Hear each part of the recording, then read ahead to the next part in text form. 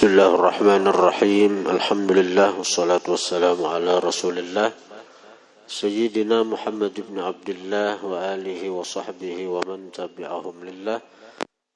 Wala hawla wala quwwata illa billah, amma ba'du. Qala al-musannif rahimahullah nafa'ana bihi wa bi'ulumi. Halaman 66. Adab-adab setelah terbit matahari sampai ke waktu gelincir matahari. Apabila matahari telah terbit sekedar satu galah atau satu tumbak, maka sembahyanglah engkau 2 rakaat. Engkau lakukan sembahyang itu setelah habis waktu yang dimakruhkan sembahyang, yaitu masa antara selepas sembahyang subuh sampai naik matahari sekedar satu galah. Jadi habis sembahyang subuh itu makruh sembahyang sunat, maksud makruh di situ makruh tahrim, makruh haram. Habis sembahyang subuh itu haram sembahyang sunat. Sunat yang kada sebab seperti sunat mutlak haram. Jadi kayak kita misalnya sudah bersubuh lalu hendak menyunat sunat mutlak, itu haram hukumnya. Kecuali kita belum bersubuh, misalnya jam 5:15 kita belum bersubuh lagi, kita hendak menyunat, boleh. Haramnya itu imbah kita bersubuh. Amun kita belum bersubuh bang, jam 5:15 sudah parak 5:30 kita belum bersubuh, boleh aja. Haramnya tuh kalau kita sudah menggawi subuh. Imbah asar tuh haramnya sembahyang sunat kalau kita imbah basar. Amun kita belum basar, misalnya 4:30 jam 5 sudah asar belum, kita masih boleh menyunat. Amun sudah kita basar itu haram kita sembahyang sunat. Sama artinya puasa imbah nisfu Sya'ban toh, itu haram puasa lah bagi orang yang kada biasa puasa toh. Haram puasa imbah nisfu Sya'ban, puasa sunat haram. Kalau mengqadha ada apa-apa. Kalau mengqadha itu kada apa-apa.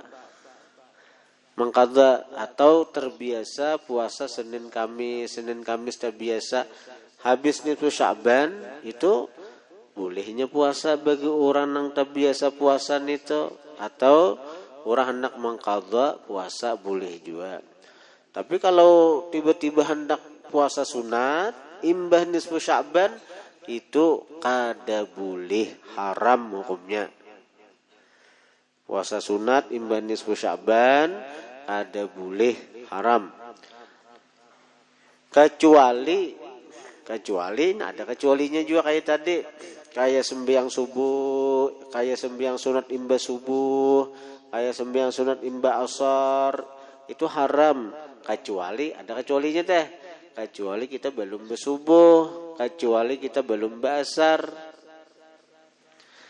Nah, puasa sunat imbah nisfu Sya'ban itu pun haram. Kecuali kita sambung puasanya.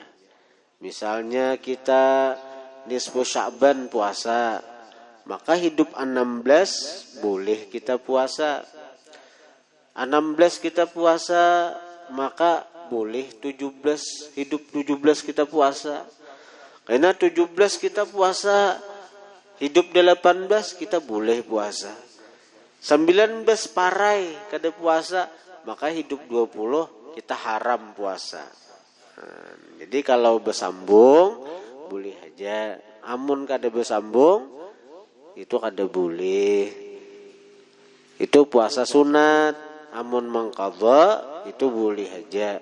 Atau terbiasa sudah puasa Senin Kamis pun boleh juga puasa Senin Kamis itu imbah nisfu Sya'ban.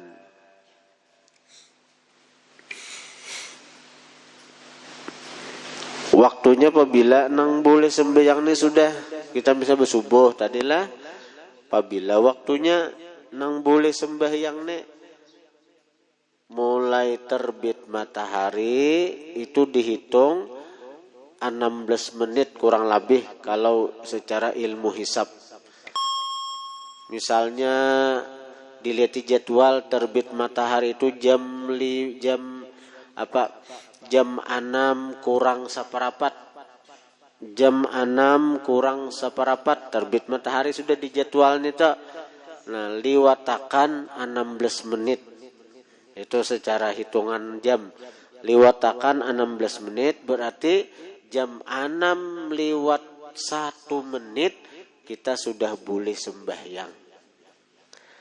Amun waktu terbit matahari kita langsung sembahyang itu haram.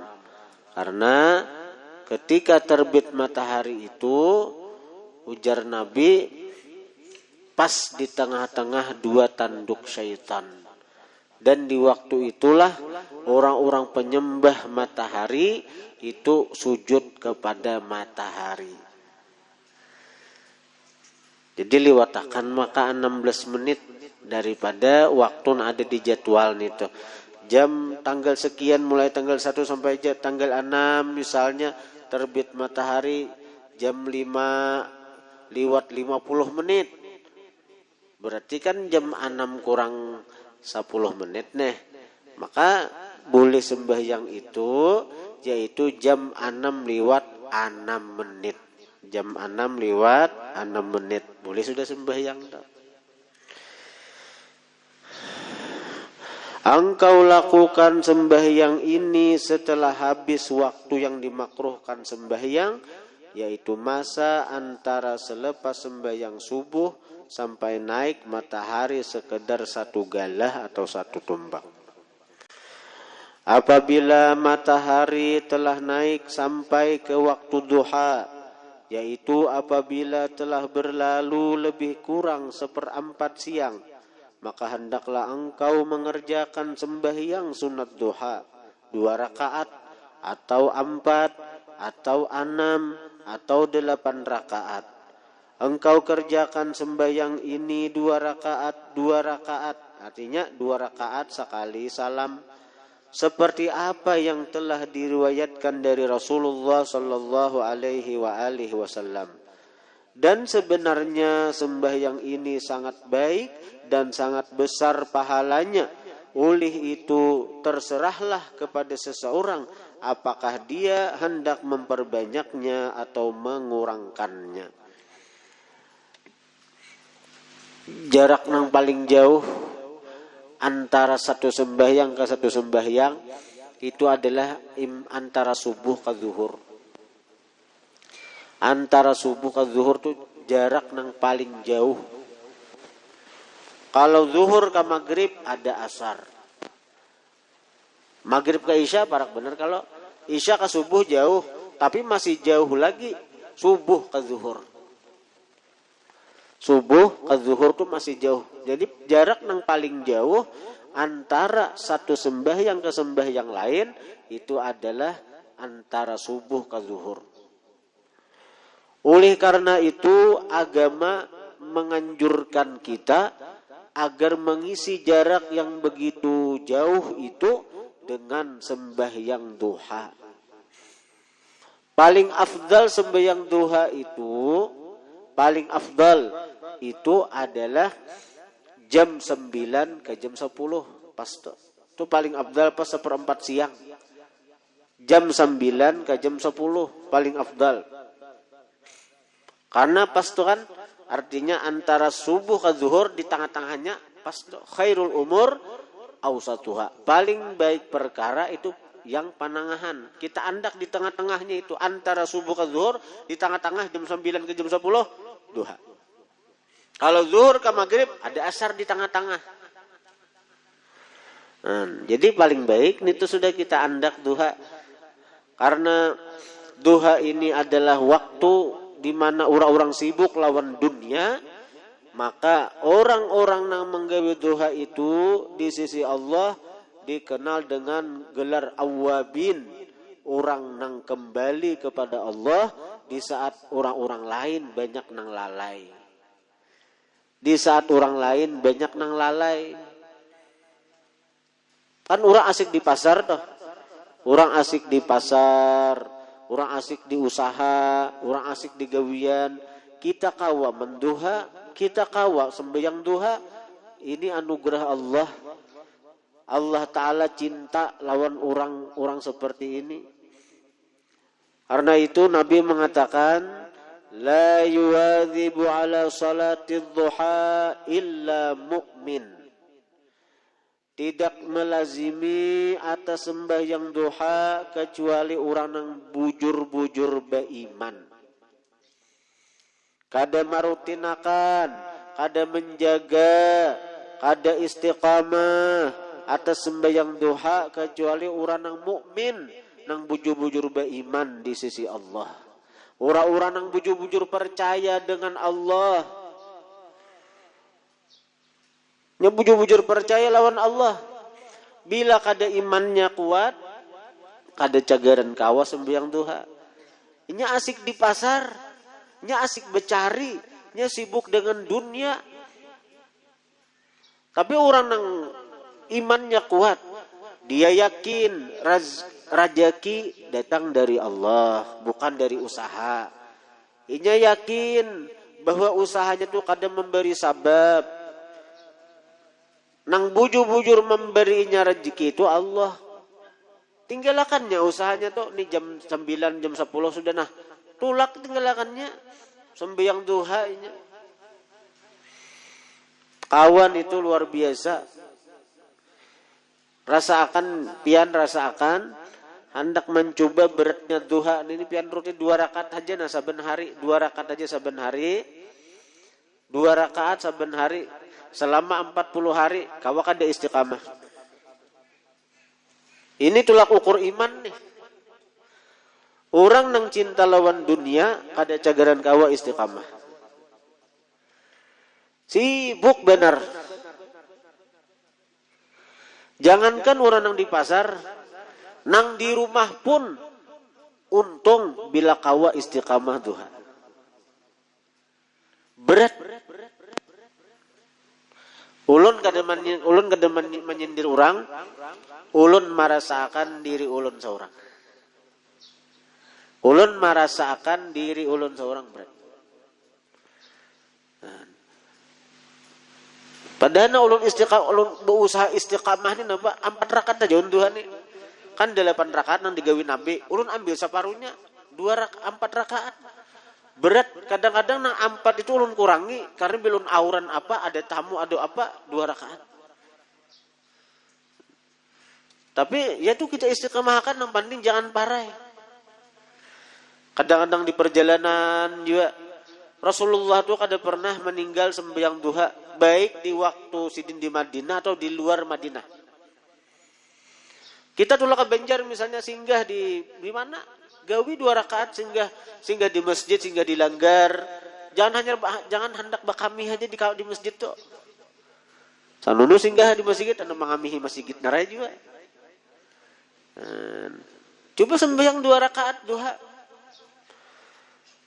Jadi kita sekali lagi ulun kada menyindir siapapun, nah ulun sindir diri ulun seorang. Berat duha ini berat.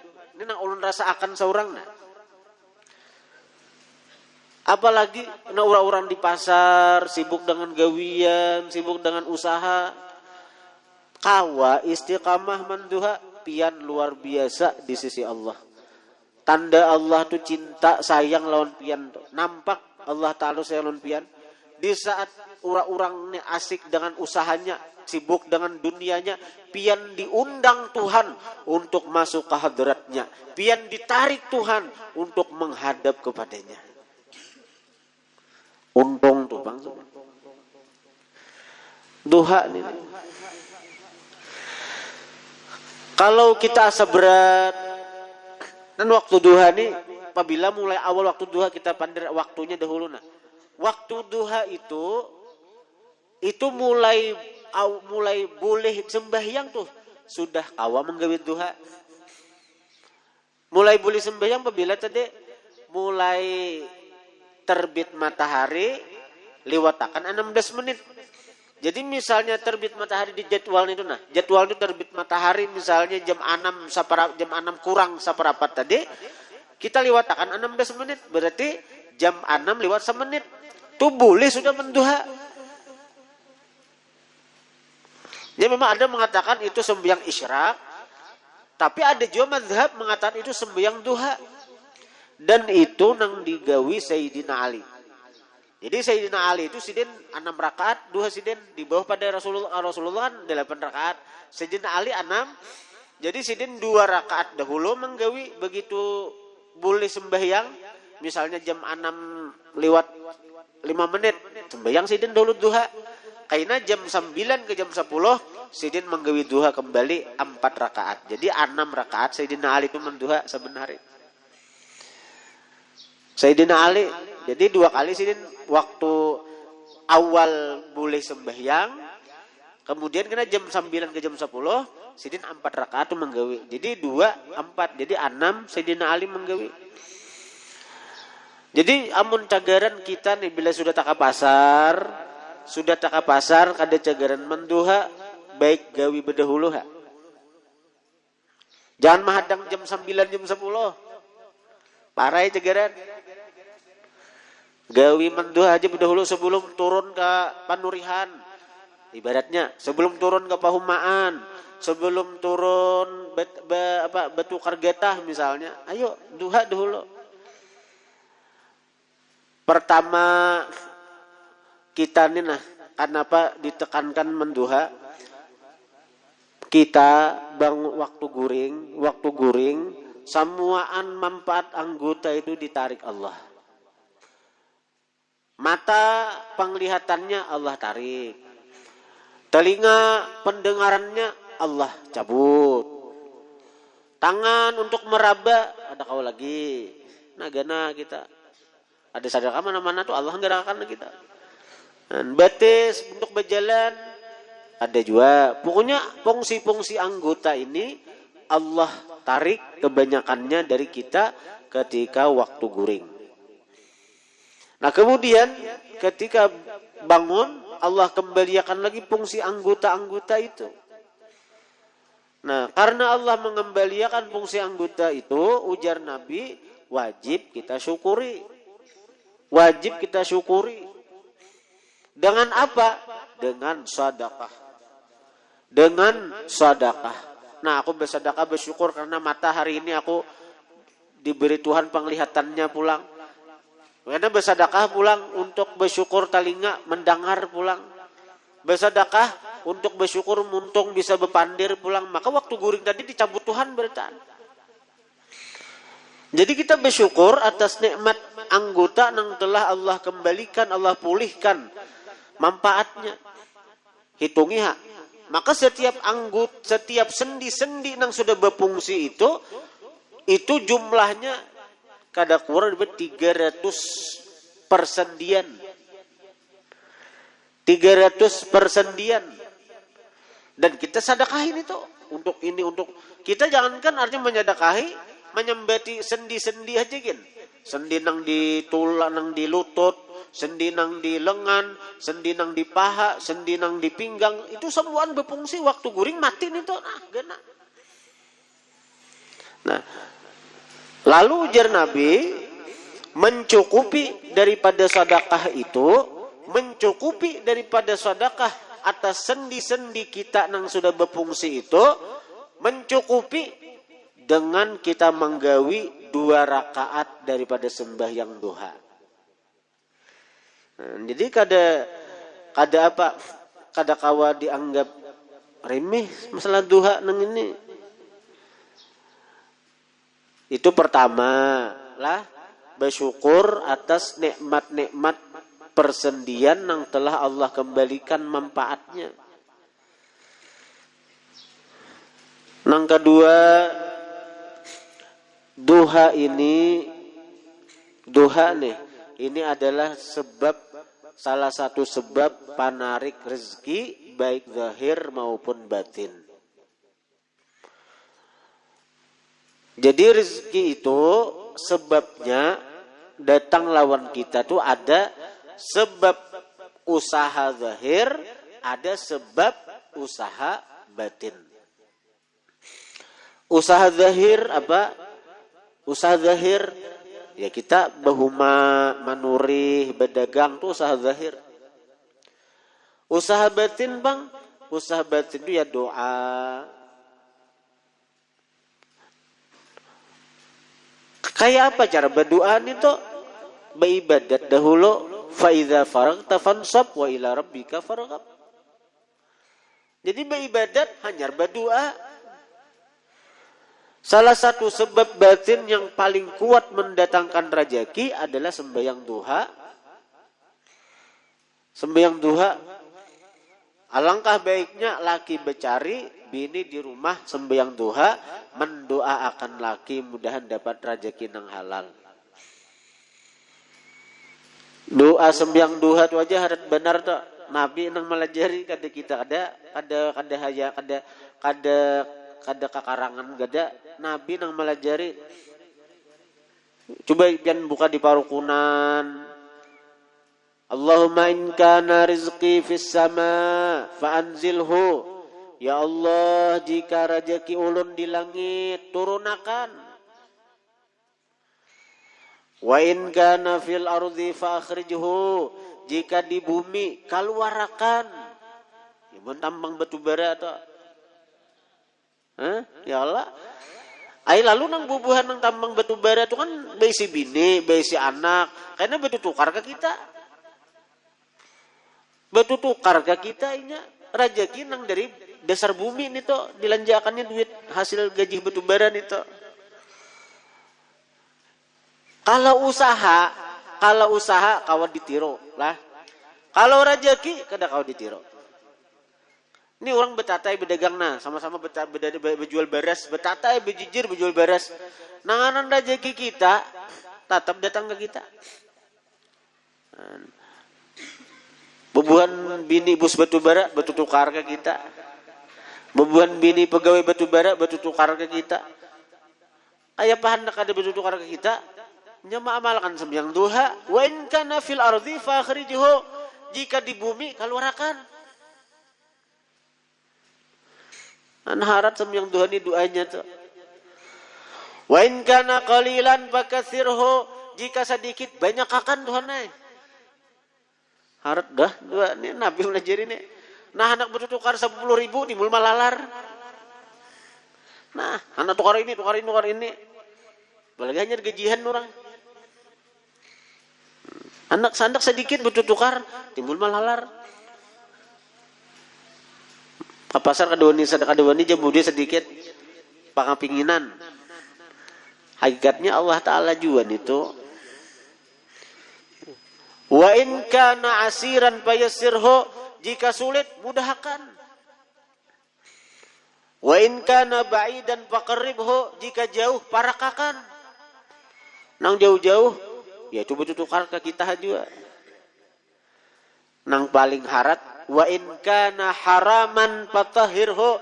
Jika haram Tuhanai suciakan, jadikan halal.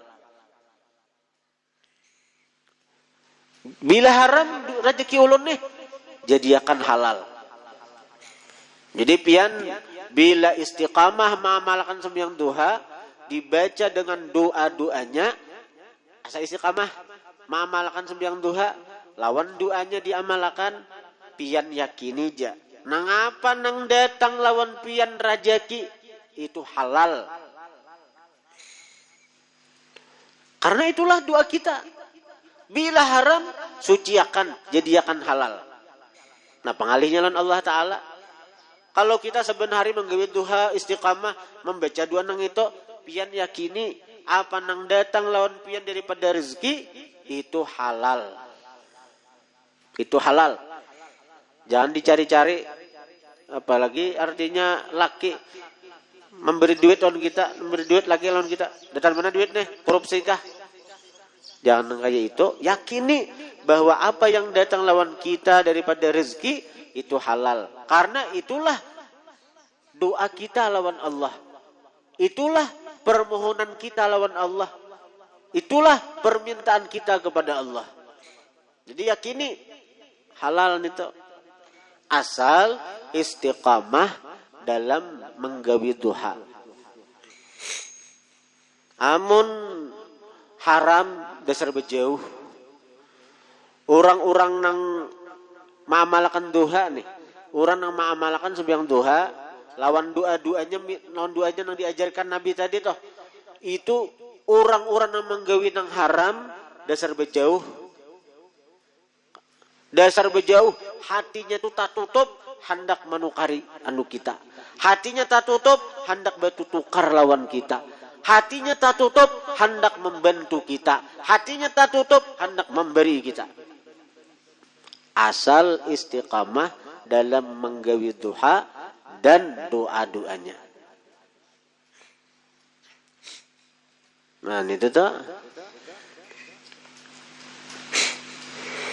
Jadi jangan kadang gawi duha tuh kita usahakan. Saya kira kita istiqamah menduha itu nah istiqamah.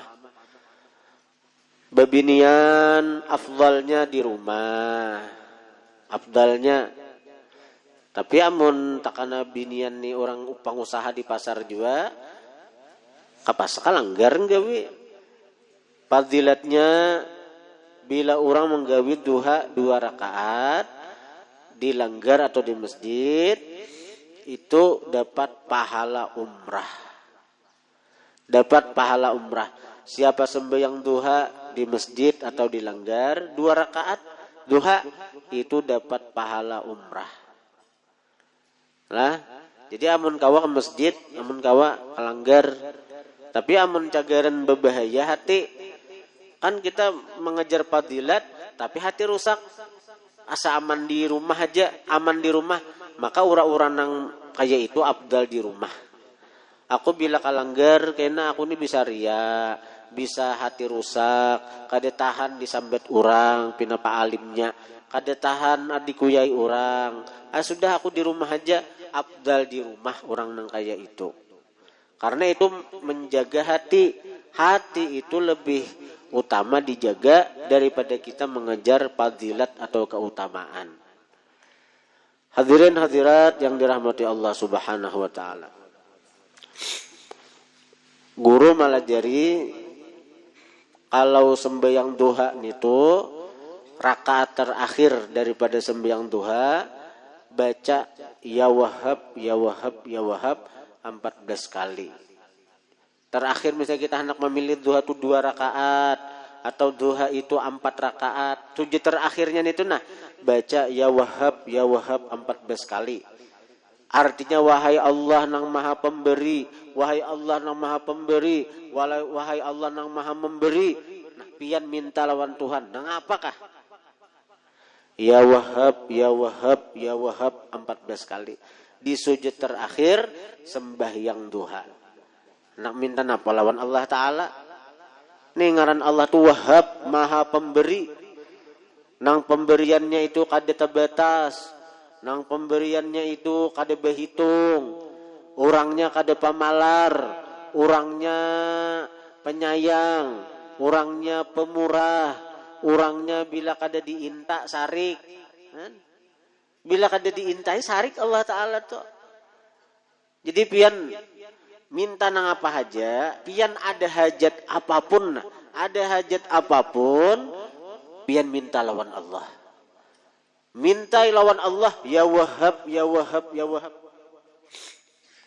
Itu di antara fadilat nama Tuhan ya Wahhab itu cara mengamalkannya habis duha, habis sujud terakhir sembahyang duha itu baca ya Wahhab 14 kali.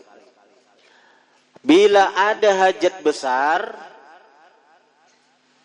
pian baca ya Wahhab nang itu 300 kali setiap habis sembahyang 5 waktu.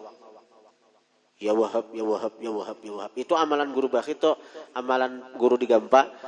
Bila jadi amalan nang itu ya Wahhab itu nang apa nang tagaritik di hati jadi asal jadi itu apabila bisa langsung bisa napunya napa nang kehendak hati dan itu kuat kehendaknya dasar bujur hendak kita kabul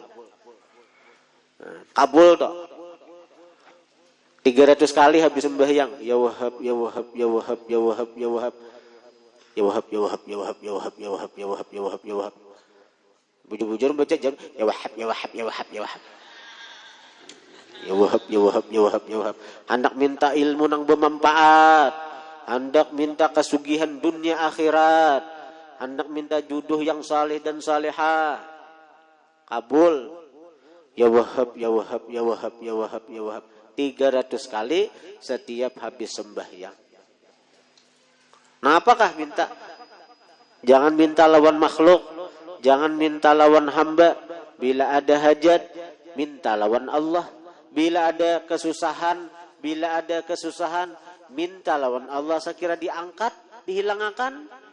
Jangan bakal lokasa di Facebook, jangan bakal lokasa di media sosial, jangan di Facebook, status mandu-anduh kesedihan badu-adu lawan Facebook tuh ampunnya orang kafir apalagi di TikTok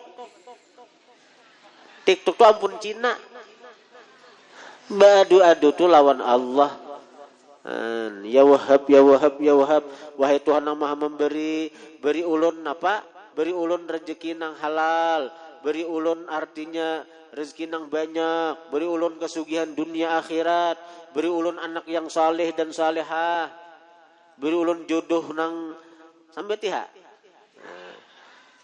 Nah, panahan punya kayak itu aja dan Allah Taala tuh jangan nang kita ini dasar kurang lawan Allah Taala, kita ini dasar jauh lawan Allah Taala, kita ini dasar ada mau parak lawan Allah Taala ya sakit hidup kita nih.